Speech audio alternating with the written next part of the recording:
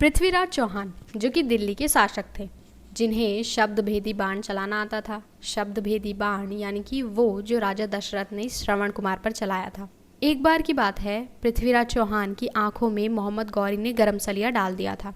उसके बाद भी पृथ्वीराज चौहान ने मोहम्मद गौरी की सिर्फ आवाज़ सुनकर ही उस पर बाण चलाया और उसे मार दिया।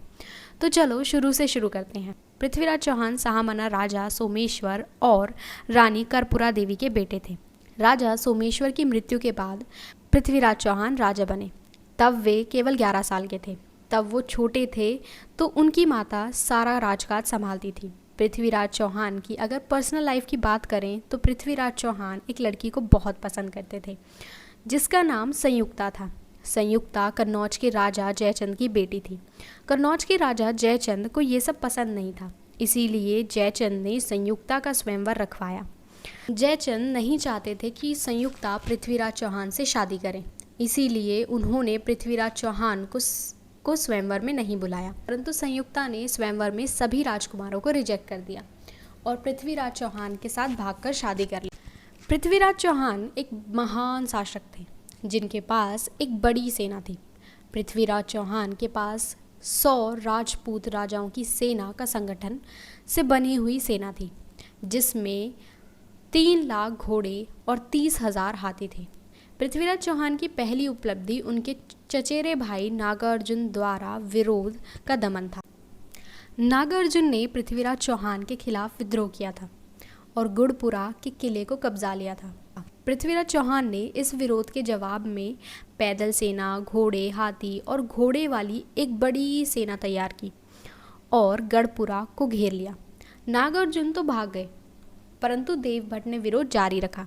पृथ्वीराज चौहान की सेना विजयी हुई। सभी विरोधियों को बंदी बनाया गया। ऐसा माना जाता है कि विरोध करने वाले सभी लोगों के सर की एक माला बनाकर अजमेर किले के द्वार पर लटकाया गया था। पृथ्वीराज चौहान ने चंदेल, गढ़वाल, बदनायक जैसे कई राजाओं को धूल चटाई। पृथ्वीराज चौहान केवल युद्ध कला में ही निपुण नहीं थे, बल्कि वे एक वेल एजुकेटेड व्यक्ति थे जिन्हें 14 लैंग्वेजेस आती थी, जिसमें से 6 में वे पारंगत थे। उन्हें केवल भाषा का ही ज्ञान नहीं था, बल्कि वे mathematics, medicine, history, military, defence, painting और फिलॉसफी जैसे कई विषयों में निपुण थे। कुछ टेक्सेस के हिसाब से पृथ्वीराज चौहान बचपन से ही कठिन से कठिन स्किल को आसानी से सीख लेते थे।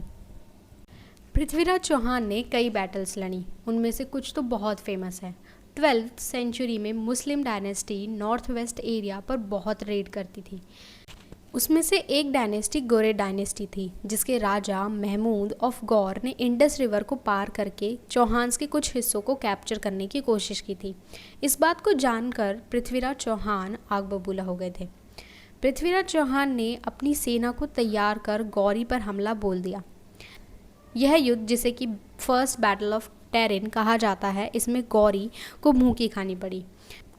इस युद्ध में महमूद गौरी बहुत घायल हो गए थे। महमूद गौरी की इतनी बड़ी हार के बाद पृथ्वीराज चौहान ने सोचा कि महमूद गौरी उनसे दोबारा लड़ने की गलती नहीं करेगा, परंतु महमूद गौरी ने चालाकी से पृथ्वीराज चौहान के विरोधियों को अपनी तरफ कर लिया। ऐसा माना जाता है कि कन्नौज के राजा और रानी संयुक्ता के पिता ने महमूद गौरी को पृथ्वीराज चौहान को छल से हराने में बहुत मदद की थी। मोहम्मद गौरी ने रात में ही पृथ्वीराज चौहान की सेना पर हमला कर दिया। मोहम्मद गौरी ने पृथ्वीराज चौहान की सेना को धोखा देने में सफल रहा।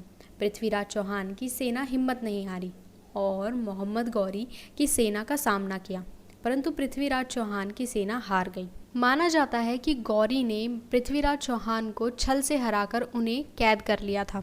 ये भी कहा जाता है कि पृथ्वीराज चौहान को एक ऐसी बिल्डिंग में कैद करके रखा गया था जो कि मोहम्मद गौरी के कमरे के पास थी। वहीं पर पृथ्वीराज चौहान ने मोहम्मद गौरी को मारने का प्लान बनाया। चंद्रवरदाई, जो कि पृथ्वीराज चौहान के मित्र जैसे थे, उन्होंने हथियार इकट्ठा करने में पृथ्वीराज चौहान की मदद की, परंतु इस प्लान के बारे में मोहम्मद गौरी को पता चल गया। उसकी सज़ा के तौर पर पृथ्वीराज चौहान की आंखों में गरम सरिया डाल दिया गया। फिर उन्हें मृत्युदंड देने की घोषणा की गई। जब पृथ्वीराज चौहान से उनकी अंतिम इच्छा पूछी गई तो उन्होंने अपनी तीर अंदाजी की कला का प्रदर्शन करने को कहा। मोहम्मद गौरी को लगा कि एक नेत्रहीन व्यक्ति कैसे प्रदर्शन करता है, चलो देखते हैं। पृथ्वीराज चौहान को एक मैदान में खड़ा किया गया जहां सब उन्हें देख रहे थे। तभी चंद्रवरदाई ने पृथ्वीराज चौहान को काव्यात्मक तरीके से कहा, 4 बांस 24 गज उंगल अष्ट प्रमाण, ता ऊपर सुल्तान है मत चूके चौहान। ऐसा कहकर चंद्रवरदाई ने पृथ्वीराज चौहान को मोहम्मद गौरी का स्थान बताया। जैसे ही चंद्रवरदाई ने अपना वाक्य पूरा किया तभी मोहम्मद गौरी ने बिना ही वाक्य को समझे वाह कहा। तभी शब्द भेदी बाण चलाने में निपुण पृथ्वीराज चौहान ने मोहम्मद गौरी पर बाण चलाया और बाण लगते ही मोहम्मद गौरी मर गया। That's all for today. I hope ये वीडियो आपको पसंद आई हो, और अगर पसंद आई हो तो प्लीज़ लाइक, शेयर और सब्सक्राइब करें और अपने दोस्तों को भी भेजें। Bye bye.